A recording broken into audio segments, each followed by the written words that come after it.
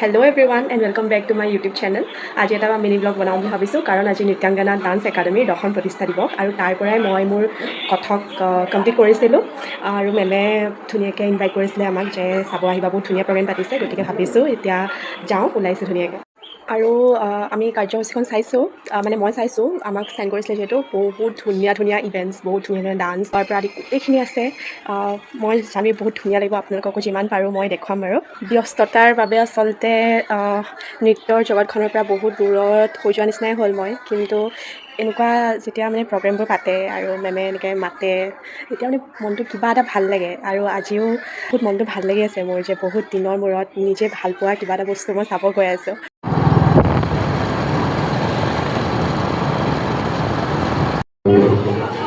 সন্ধিক্ষণতেই যিহেতু এই অনুষ্ঠানটি আয়োজন কৰিব লগা হৈছে, সেয়েহে আমি স্বাভিমানে আদৰণি জনাব বিচাৰিছোঁ নৃত্যাংগনা পৰিয়ালৰ প্ৰিয়ংকনা গগৈ ডাঙৰীয়ানীয়ে পৰিচালিকা, তেখেতে শ্ৰদ্ধাৰ ছাৰক আৰু এখনি গুৰু বস্তই শ্ৰদ্ধাৰ ছাৰক আদৰণি জনাইছে।